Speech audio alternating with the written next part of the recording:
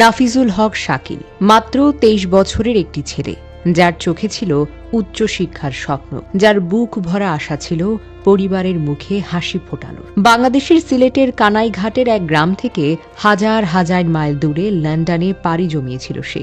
ভেবেছিল কষ্ট করবে, একদিন জীবনের সাফল্য ফিরে পাবে, কিন্তু নিষ্ঠুর পৃথিবী তাকে সেই সময়টুকুও দিল না। শাকিল ছিল একজন সাধারণ ঘরের ছেলে।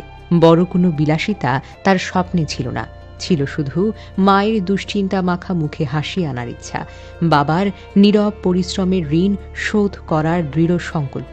এই স্বপ্ন নিয়েই শিক্ষার্থী ভিসায় যুক্তরাজ্যে পাড়ি জমিয়েছিল সে।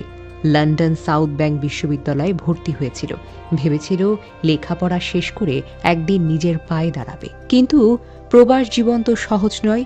বিদেশ মানে শুধু আলো ঝলমলে শহর নয়, বিদেশ মানেই হলো ক্লান্ত শরীর, নির্ঘুম রাত আর নীরব কান্না। লেখাপড়ার পাশাপাশি নিজের খরচ চালাতে শাকিল সাইকেল চালিয়ে ফুড ডেলিভারির কাজ করত। শীতের রাত, বৃষ্টি ভেজা রাস্তা সবই সে মেনে নিয়েছিল, কারণ স্বপ্নগুলো তার চেয়েও বড় ছিল। 14ই জানুয়ারি, পূর্ব লন্ডনের কমার্শিয়াল রোড। সেদিনও শাকিল সাইকেল চালিয়ে যাচ্ছিল, হয়তো মনে মনে ভাবছিল আর একটু কষ্ট, আর একটু কষ্ট, তারপর সব ঠিক হয়ে যাবে। ঠিক তখনই একটি প্রাইভেট কারের পাশ দিয়ে যাওয়ার মুহূর্তে হঠাৎ করে খুলে যায় গাড়ির দরজা। এক মুহূর্তের অসাবধানতা আর সবকিছুই উল্টে গেল। শাকিল ছিটকে পড়ে যায় ব্যস্ত রাস্তায়, আর পেছন থেকে আসা একটি দ্রুতগতির ট্রাক লরি নির্দয়ভাবে দেয় তার শরীরের উপর। রাস্তায় পড়ে থাকে রক্তাক্ত এক তরুণীর দেহ, যার চোখে তখনও হয়তো স্বপ্নগুলো ভেঙে ভেঙে ঝরে পড়ছিল। তাকে দ্রুত নেওয়া হয় রয়্যাল লন্ডন হাসপাতালে। ট্রমা বিভাগে শুরু হয় জীবন আর মৃত্যুর লড়াই।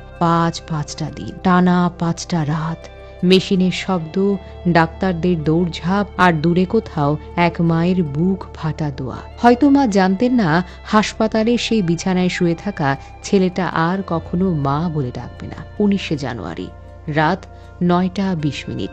লন্ডনের আকাশ তখন নীরব।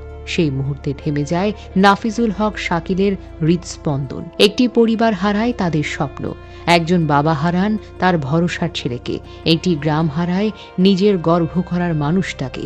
যেই ছেলেটা বিদেশে গিয়ে পরিবারের দারিদ্র্য ঘোচানোর স্বপ্ন দেখেছিল, আজ তার দেহটা নিথর হয়ে পড়ে আছে। দেশে ফেরানোর প্রস্তুতি চলছে। শাকিল আমাদের মাঝে আর ফিরবে না, কিন্তু তার অসমাপ্ত স্বপ্নগুলো আজও বাতাসে ভেসে বেড়ায়। এই মৃত্যু শুধু একটি দুর্ঘটনা নয়, এটি হাজারো প্রবাসী তরুণের নীরব ঝুঁকির গল্প।